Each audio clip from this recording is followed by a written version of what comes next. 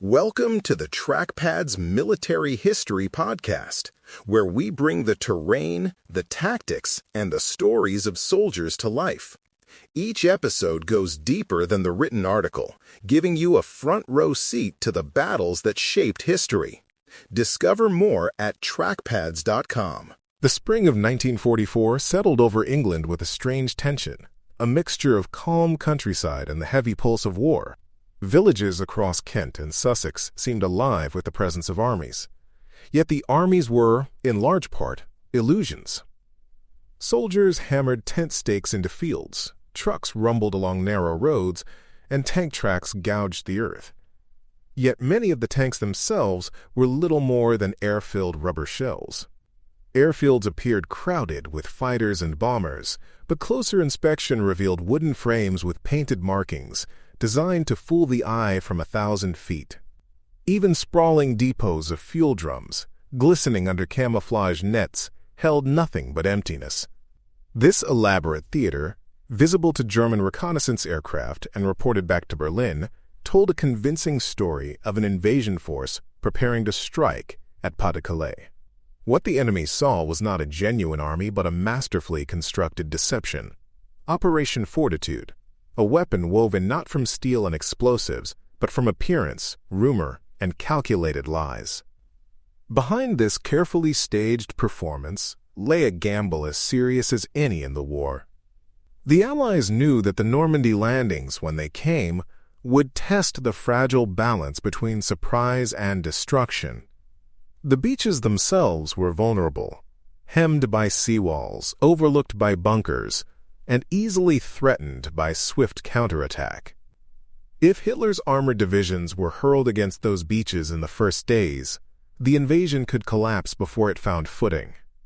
Fortitude existed to prevent that outcome.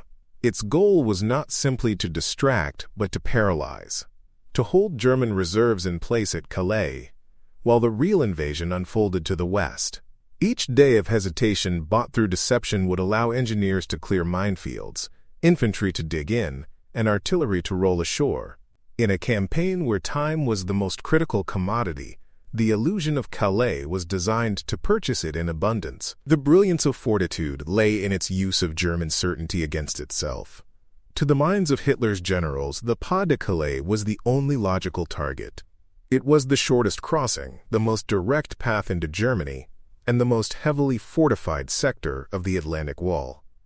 Rather than contradicting these assumptions, Allied planners leaned into them, feeding the Germans with clues, reports, and images that confirmed what they already expected to be true. The Germans did not need to be convinced of a new reality. They needed only to be reassured of their existing belief. By amplifying that expectation until it drowned out all doubts about Normandy, the Allies transformed a geographical assumption into a strategic prison. This is not a tale told in the thunder of artillery or the clash of armor, but in subtler tones. The steady pulse of false radio signals echoing across the airwaves, the carefully drafted reports of double agents delivering tidbits of gossip, and the silhouettes of phantom aircraft standing quiet on lonely airstrips.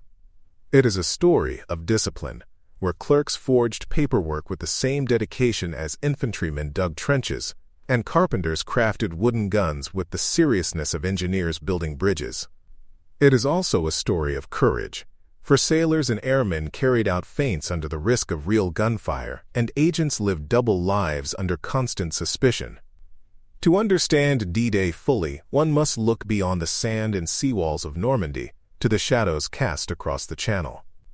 Operation Fortitude was the silent artillery barrage of the campaign, shaping the tempo of battle by shaping the enemy's mind and buying the Allies the most precious of all wartime resources, time itself. The problem the Allies faced in 1944 was rooted in geography as much as in strategy.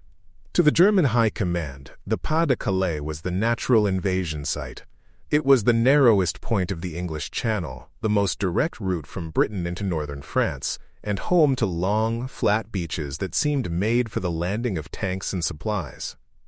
Heavy batteries lined its coast, and efficient railway lines linked the region straight back into Germany.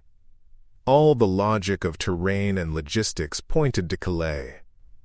In Berlin's war rooms, this certainty became doctrine, a conclusion so obvious it blinded them to alternatives. For the Allies, that certainty was the opening. Normandy, though less favorable in terms of direct routes and terrain, was weaker in fortification, offering the chance for surprise. If only they could make the Germans keep staring at Calais, they could seize Normandy before the enemy understood what was happening. Normandy itself was no easy prize. Its coastline was less forgiving, marked by seawalls, tidal flats, and behind them the hedgerow country.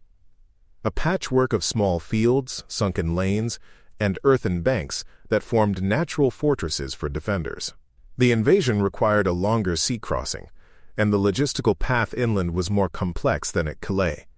Yet these very disadvantages were its strength. German defenses were thinner there, their fortifications less elaborate, their artillery less concentrated.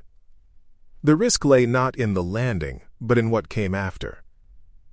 If panzer divisions, held in reserve, were allowed to strike quickly and in force, the fragile beachhead could be rolled up before the Allies built depth. Everything depended on shaping German perception so that they hesitated to commit those reserves. The Allies had to make Normandy appear as the feint and Calais as the inevitable blow. That task was complicated by the fractured nature of German command. Hitler retained personal authority over the release of armored reserves, creating a bottleneck that slowed response. Beneath him, Field Marshal Gerd von Rundstedt and Field Marshal Erwin Rommel clashed over doctrine. Rundstedt favored holding armor back to deliver a crushing counterstroke once the true invasion site was revealed.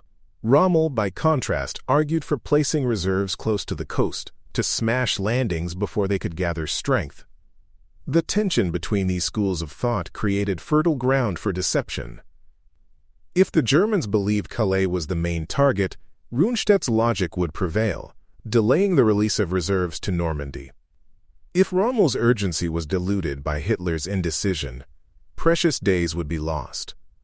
Fortitude aimed to amplify these disagreements, ensuring paralysis rather than swift reaction. The Allies also possessed a secret advantage that turned deception into an art of feedback. Through Ultra, they read intercepted German signals and could see in near real time what Berlin believed. This meant Fortitude was never static. It evolved like a dialogue. When double agents reported troop concentrations in Kent, Ultra confirmed German analysts accepted the story. When doubts arose about Normandy, deception planners responded with new signals, false convoys, or fresh gossip to reinforce the Calais narrative. It was a rare luxury in war to watch the enemy's thought process unfold and adjust accordingly. Geography created the problem, but intelligence provided the lever. By weaponizing terrain certainty and harnessing command friction, Fortitude transformed German logic into German paralysis. The stakes could not have been higher. Without Fortitude, German armored divisions might have been unleashed within hours of the landings, rolling across open fields to strike men still wading through surf and sand. Instead, those divisions lingered under orders to wait. Their commanders told the real battle was still to come. Every moment of hesitation was a gift to the Allies' time to clear obstacles, move supplies, and dig defenses. The problem Fortitude had to solve was not just convincing the Germans of a lie. It was giving the truth in Normandy the chance to harden into something immovable. In that sense, the deception was not an accessory to D-Day. It was the invisible shield that made D-Day possible. The creation of the first U.S. Army Group, or FUSAG, was perhaps the boldest stroke of the entire deception. On paper, it was a formidable force, complete with divisions, corps, and support units, all neatly charted on organizational diagrams and referenced in forged paperwork. Headquarters circulated orders, drafted reports, and even maintained files on units that had no flesh-and-blood soldiers. To German intelligence, the paperwork was indistinguishable from reality. The Phantom Army had an administrative heartbeat, and that heartbeat resonated across the channel in signals traffic, aerial reconnaissance photos, and agent reports.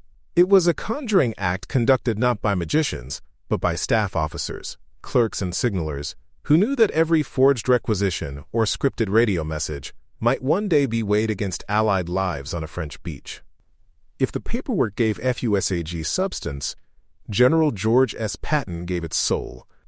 To the Germans, Patton was the embodiment of American aggression, a commander who had smashed through North Africa and Sicily with an energy that bordered on reckless.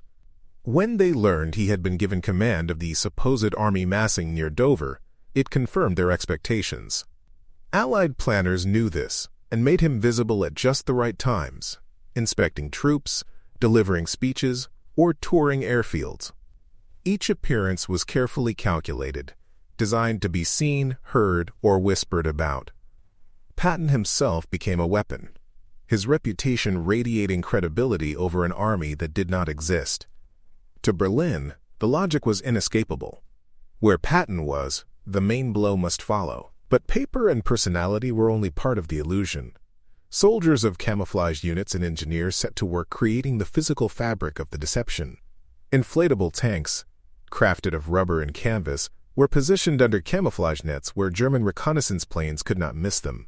Wooden aircraft were built with such care that from a distance they cast shadows indistinguishable from real machines.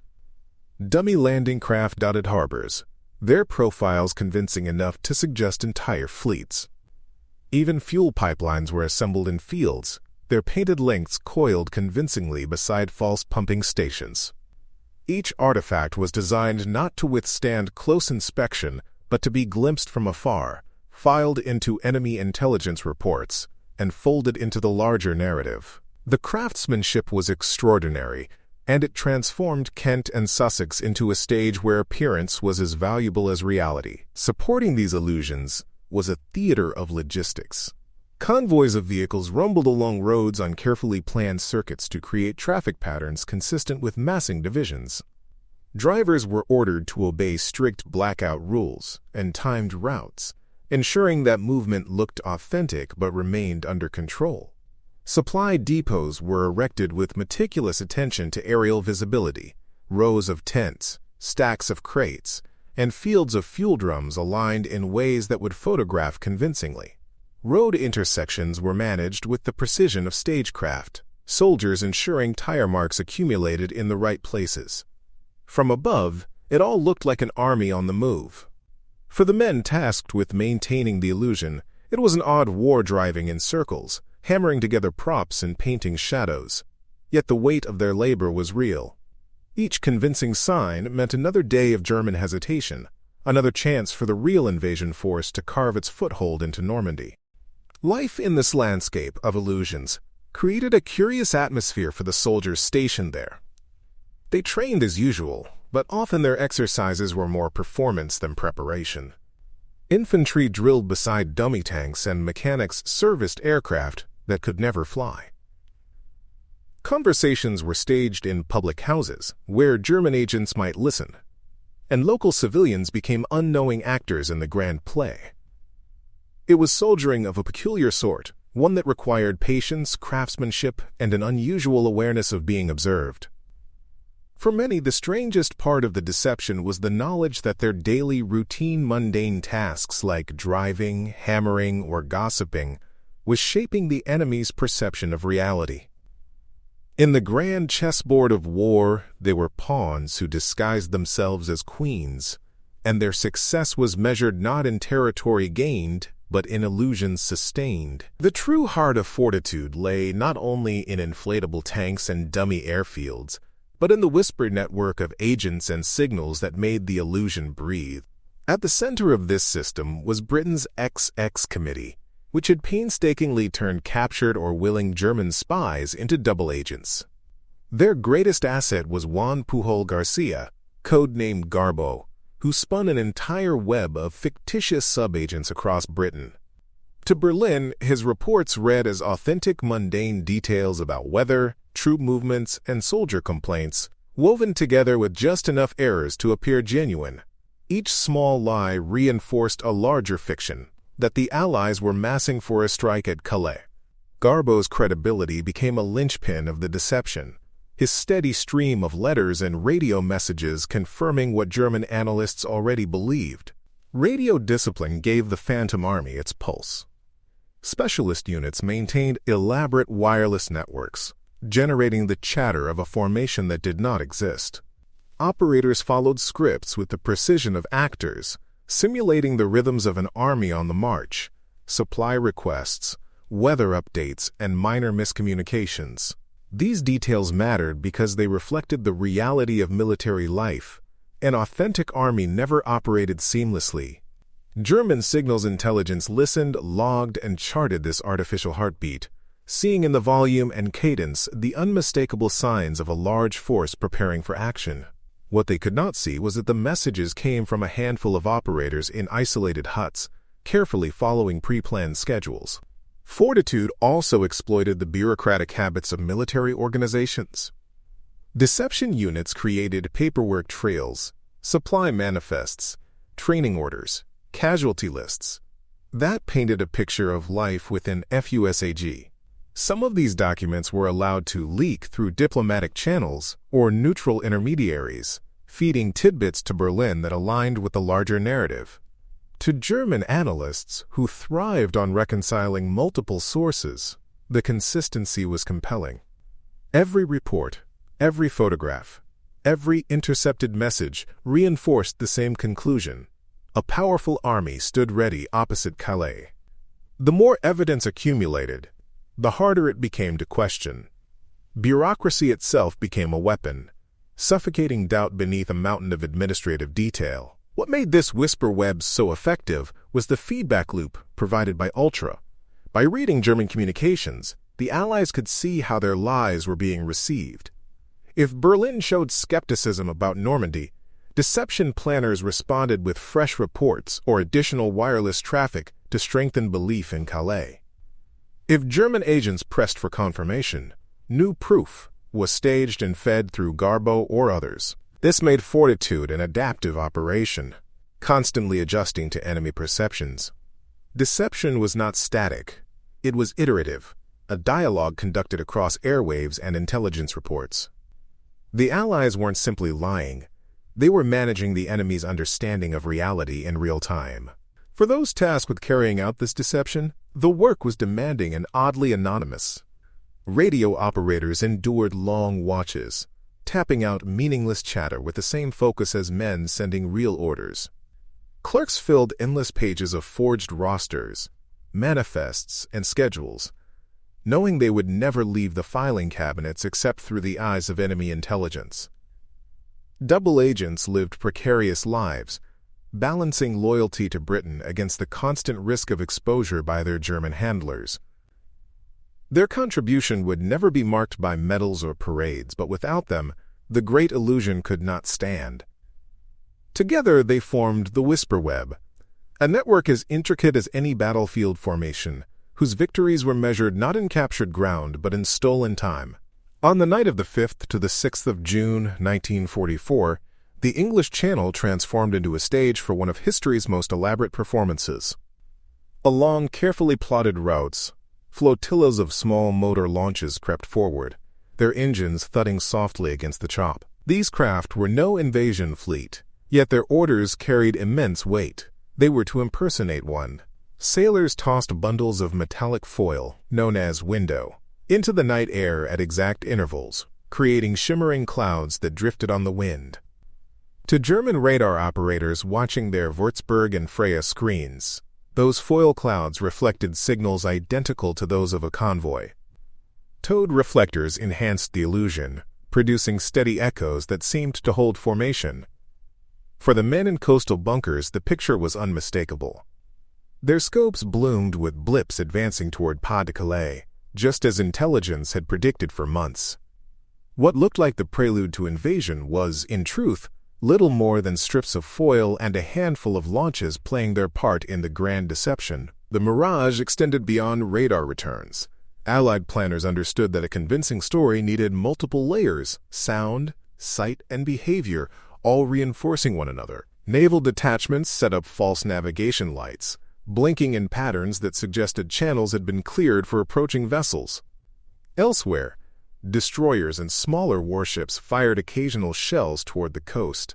The impacts were few, spaced deliberately, like the ranging shots of a battleship preparing for bombardment. German spotters peering into the night saw flashes on the horizon, heard the dull boom of naval guns, and reported what their instruments confirmed. A fleet stood offshore. For the defenders of Calais, everything aligned. Radar screens showed massed shipping, navigation beacons winked in the darkness, and artillery fire rumbled across the sea. It was a coherent narrative, and coherence is what makes illusions most dangerous. Nature itself collaborated in the deception. The Channel's weather that night was poor enough to frustrate visual confirmation, but clear enough for trained Allied crews to execute their tasks. Low clouds smeared the sky, drizzle misted across observation posts, and the sea heaved with a stiff swell. In such conditions, German commanders placed even greater trust in radar returns, the very domain where the Allies' trickery was strongest. The rough seas also concealed the small size of the launches, their erratic movements blending into the chaos of waves. From the French cliffs, the horizon was nothing but shifting shadows, and in those shadows the illusion of a vast fleet seemed entirely plausible. What might have looked suspicious under calm skies instead became credible under the cloak of storm. Fortitude's planners had gambled that marginal weather would strengthen their ruse, and the gamble paid off. The deception was bolstered by months of careful stage setting from the air. Before D-Day, Allied reconnaissance flights had allowed the Germans to capture photographs of dummy landing craft moored in British estuaries, supply dumps swelling near Dover, and busy roads choked with traffic. These images built expectations that on the 6th of June found supposed confirmation in the radar illusions. As bombers flew that night, they dropped additional curtains of window, creating corridors of radar clutter that resembled whole columns of ships moving toward the coast. German analysts, conditioned to see Calais as the focal point of invasion, interpreted the radar picture as proof of what their photographs had already suggested. Each piece of evidence, false though it was, seemed to corroborate the others. This layering of lies, visual, auditory, and electromagnetic, made disbelief harder than belief. For the men who carried out these operations, the experience was both tense and surreal. Sailors steering fragile launches operated within range of powerful coastal guns, knowing a single misstep could expose them to annihilation. Their mission was not to fight but to pretend, holding courses, scattering foil, and flashing beacons that painted them as targets for an invasion that did not exist. Pilots flying chaff runs maintained predictable headings at low altitude, exposing themselves to flak in order to preserve the timing of the illusion. Naval crews who fired ranging shells had to balance aggression with restraint, never escalating enough to invite retaliation, but loud enough to be noticed.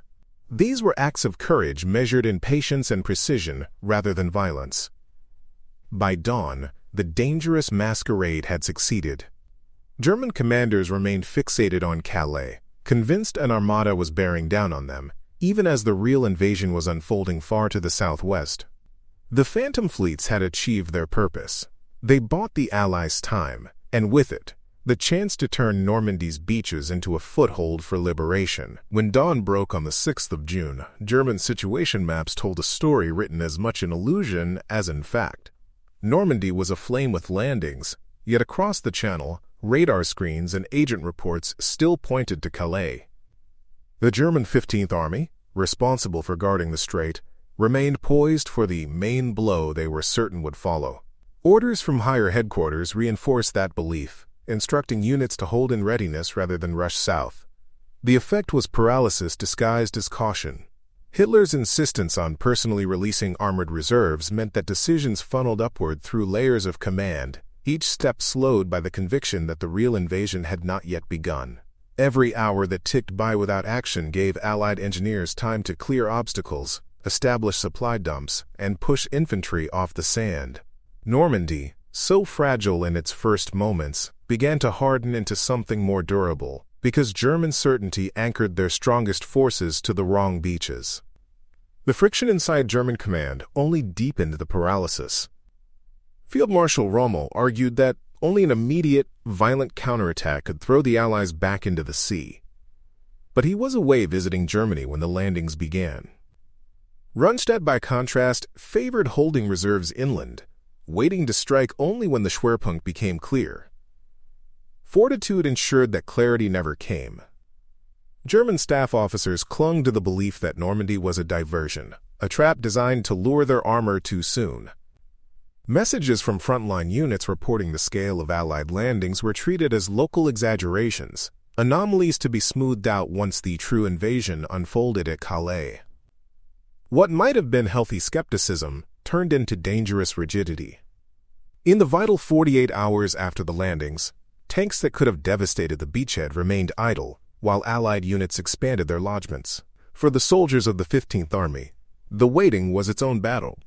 Tank crews tuned engines daily, ready to drive south at a moment's notice, while infantry drilled embarkation plans for a counteroffensive that never came. Scouts kept watch along the dikes and beaches of Calais, peering across a channel horizon that stubbornly refused to deliver the fleet they had been warned about for months. Their terrain seemed perfectly suited to repel an invasion: wide fields, prepared bunkers, and interlocking gun positions. But in Normandy, the real fight unfolded amid hedgerows and narrow lanes, where German defenders fought with ferocity, yet without the reserves that might have tipped the balance. The soldiers waiting in Calais became spectators, their strength neutralized not by combat, but by deception. To them, the war felt like a cruel trick.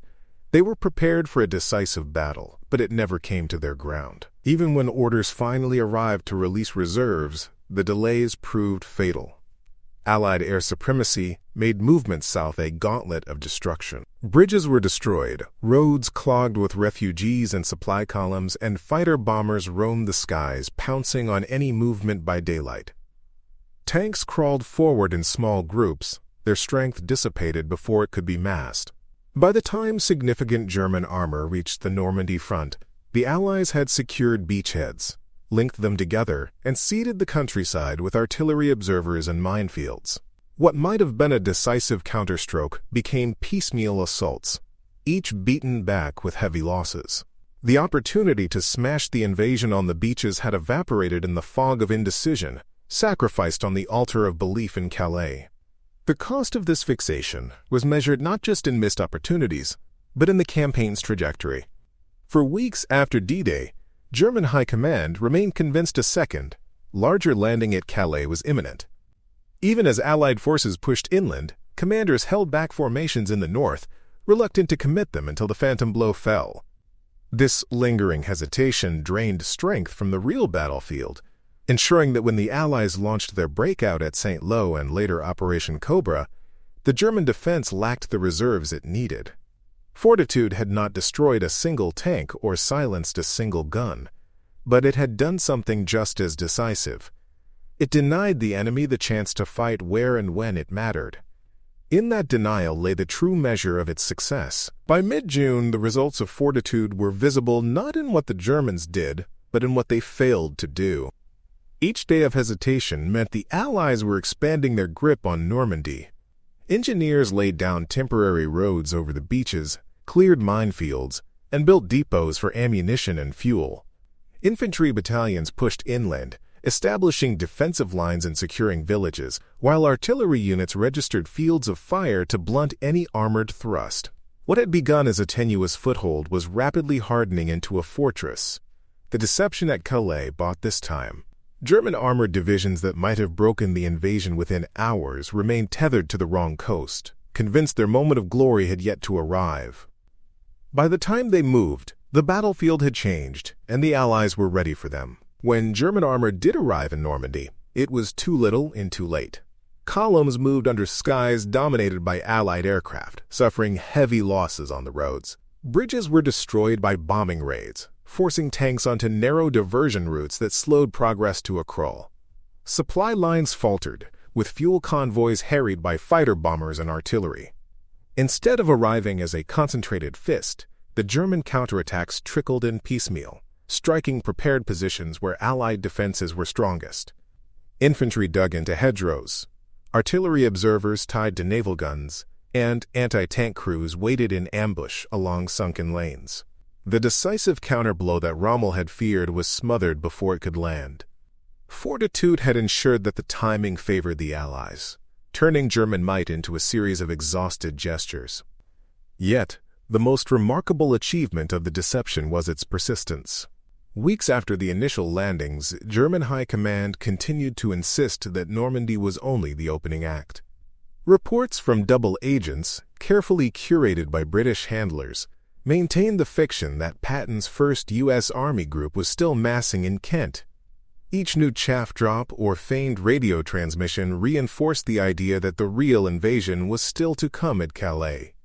Even as Allied armies fought their way inland, Hitler and his commanders kept strong formations in the north, unwilling to risk committing them until the phantom blow fell. This fixation was more than stubbornness. It was the result of a narrative so consistent and so convincing that to abandon it would have required admitting they had been deceived from the beginning.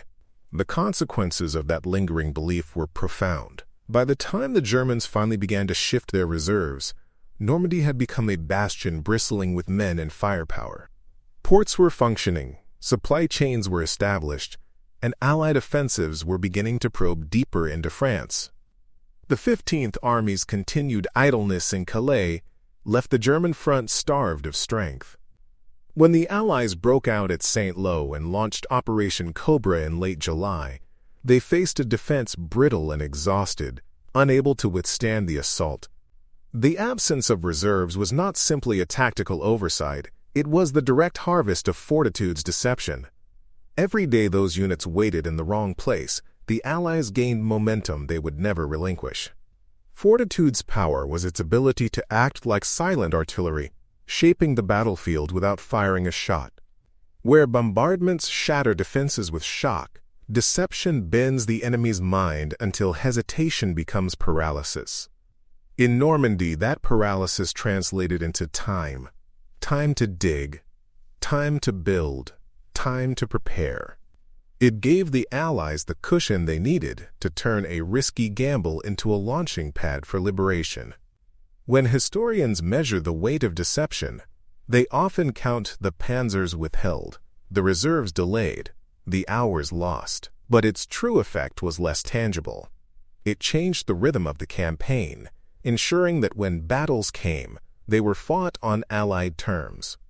In this sense, Fortitude was as decisive as any beach assault, a weapon made of shadows that proved every bit as lethal as steel. In the end, Operation Fortitude was not simply a sideshow to D-Day, but a decisive instrument in its success.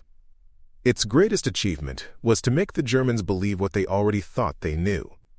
By reinforcing their conviction that Calais was the inevitable invasion site, the Allies transformed German certainty into a trap. The deception chained the 15th Army to the wrong ground, kept panzer reserves idle at the decisive moment, and gave the fragile Normandy lodgements the breathing room they needed. What appeared to German commanders as prudence, waiting for the main blow, was in reality paralysis, engineered by a campaign of shadows. Fortitude's triumph lay in the absence of enemy action when it mattered most. But deception was never without cost or risk. Double agents lived on the edge of exposure, feeding their German handlers just enough truth to remain trusted. Sailors and pilots carrying out radar illusions worked within range of coastal batteries, where discovery could mean annihilation. Radio operators, clerks, and camouflage units labored in obscurity, knowing their contribution would never be measured in captured cities or battlefield glory. Ethical questions hung over the enterprise, too. Lies were carefully sewn into diplomatic channels, and some information was manipulated at the expense of individuals whose safety could not be guaranteed. Yet in the brutal arithmetic of war, these risks and sacrifices bought survival for thousands who might otherwise have been swept away in the surf of Normandy. The enduring lesson of Fortitude is that deception, when executed with discipline and creativity, can wield strategic power equal to armies in the field. Its principles remain timeless. Build your story on the logic of terrain and enemy expectation. Synchronize every element agents, signals, visual cues, so the lie feels seamless, and reinforce it until disbelief becomes more dangerous than belief. The Germans were not fools. They were professionals who saw what their instruments, maps, and agents told them to see. By curating those inputs, the Allies directed German decisions without ever engaging them directly. In so doing, They demonstrated that the battlefield is as much a contest of perception as of firepower. Modern warfare continues to echo Fortitude's example. Today, false electronic signatures, cyber spoofing, and information operations replicate the same principles in digital form. Just as rubber tanks and chaff curtains convinced the Wehrmacht, so too can manipulated data and artificial traffic sway the decisions of 21st century commanders. The tools have changed, but the vulnerabilities of human belief remain constant. Operation Fortitude reminds us that certainty can be the most fragile position of all. In June 1944, that fragility was exploited to win time, and time became victory. It is a legacy of deception, not measured in explosions or blood, but in silence. In the absence of enemy divisions at the beaches where they were most desperately needed. Thank you for joining us on the Trackpads Military History Podcast. If you enjoyed this deep dive into the battlefield, be sure to explore more articles, episodes, and series at trackpads.com.